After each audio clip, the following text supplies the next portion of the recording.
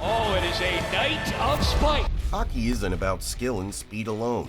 Hockey is about intimidating, games of mental manipulation, sometimes outright anarchy. There's a player for each and every one of them, player whom each visiting fan can't abide by.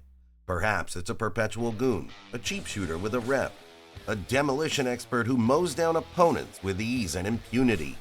Some cross over, but most skate in a similar manner. Few seem to enjoy being the NHL's biggest villains. They're not mere roughneck types, they're league villains. Players who have people yelling at television sets, earning suspensions, penalties, and sometimes a fat fine or two in between. From big game hunters who go out and target big shots, to instigators who will lick an opponent in a contest. Yes, actually, these 7 greatest villains in current NHL rank from least to worst. Nazem Kadri is a ticking time bomb in the playoffs. You don't know when, but consistently it happens. When it happens, it costs him a lot in terms of a loss for his team. While with Toronto, Kadri gained notoriety for his timely suspensions.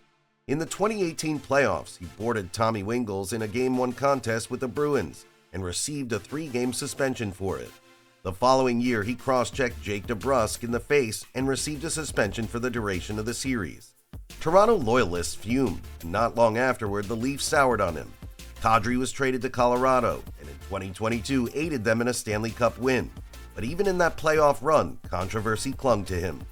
In the second round, when he knocked out St. Louis's starting goalie Jordan Binnington with a hit, St. Louis saw its feathers ruffled in indignation. Suspensions, penalties, and postseason controversy. Accomplishments for Kadri, and for that reason, he enters at number 7 in our countdown. If any fan base can hate one player, it's Tom Wilson. He's a 220-pound, 6'4" wrecking ball. When he throws a hit, he doesn't spare any punches. The issue? Sometimes he throws them a little too high. Wilson's violent play record is lengthy. He's been suspended 5 times, fined a variety of times, single-handedly responsible for several of the most ugly battles in NHL history himself. His 2021 attack on Artemi Panarin is one of the most infamous plays of the decade, and saw a season-ending injury for him and a $5,000 fine for him in a penalty handed down by the NHL for it. That move instigated a full-blown line brawl at the start of their next game when the Rangers protested it to the league. And don't forget about his illicit headshot of Oscar Sundqvist in 2018, for which he earned a 14-game suspension. The league has tried to reel him in, but Wilson seems to have a knack for getting back in gear. The fan base of the Capitals sees him as a necessary enforcer. Everyone else as a thug who doesn't belong in the NHL. Ryan Reaves doesn't attempt to be many of the things that he isn't. He's not in it for scoring titles, he's in it for handing out injuries. 6 foot 2 inches and 225, Reaves is one of the last actual goons in a league that's moving towards eradicating such a position in its future. But while everybody else has conformed to a less violent era, Reaves? He's still handing out beatdowns for days, 90s style. He's fought practically everyone in the NHL, including Zdeno Chara and Tom Wilson. Not only will he fight, but make a statement about fighting too. Cross him and his group, and he'll make you pay for it. In an interview with a press corps, at one point he bragged, "When I hit a guy, I want him to hurt for days." Let's not beat around the bush, that's exactly what he does. In a league with fighting in decline, Reaves is one player to pay attention to. He's earned 200-plus career fights, a dozen or so game misconducts, and enough bone-jarring blows to make defensemen apprehensive about pinching in. He's a player whom you cheer for when he's your player, but when he's not, chances are you're petrified that he's about to make a target out of you. Matt Rempe's the newest name on this list. He's already making a name for himself as one of the NHL's most feared players, standing at a towering 6 foot 7 inches and 240 pounds. 21-year-old Rempe plays like he's looking for a fight every single game. In just his first 10 NHL games, he racked up 5 fights, including a brutal takedown of Matt Martin. Opponents know they have to keep their heads up when Rempe's on the ice. But it's not just his fists. Rempe's elbow to Jonas Seigenthaler's head got him suspended for 4 games this season. His reckless style has drawn criticism, but let's be real. He's exactly what the Rangers want him to be, a wrecking ball that no one wants to mess with. Matthew Tkachuk doesn't just skate and pass and shoot. He plays head games, and he's a grandmaster at them. He's a player who throws a cheap shot, throws an elbow, and then smirks at you when you blow your lid. And the most infuriating part, he does all that while being a superstar. One of his most notorious feuds, Drew Doughty. That rivalry played out in must-see television for years. It started when Tkachuk elbowed Doughty in the face in 2017. Then a series of years' worth of bad blood, chirpings, and payback punches ensued on the ice. Doughty at one point labeled him a guy with zero respect. And Tkachuk, he just laughed and kept pounding him even harder. And then, of course, there's his 2022 playoff tussle with Evander Kane, when he goaded Kane with 7 fingers after the Oilers scored 7 against Calgary. Kane labeled him a dumbass, but Tkachuk had him in his head already. But here's why Tkachuk is even more unbearable. He's not only a nuisance, he's a superstar. The fellow racks up 100+ points a season, one of the NHL's top forwards in the process.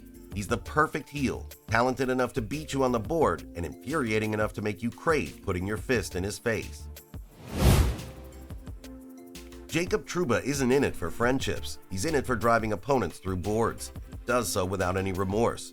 There's one NHL player who can make a fair hit a borderline attack, and that player is Trouba. His target pool is long and long and long. Most infamously, that 2022 playoff hit on Sidney Crosby, one that ruled Crosby, captain of the Penguins, out of the series and swung momentum in the series in a big way. The Penguins were 3-1 in the series over the Rangers, but after that hit, the Rangers took over and won. Coincidental? Don't bet on it. And then, naturally, there was his 2023 high hit on Andreas Athanasiou, a picture-perfect headshot that saw him yelling for a suspension. And don't forget about his nasty hit with Jujhar Khaira, sending him to the ice and out cold in a horror scenario. But the most astonishing part? Never, not even once, has he ever been suspended.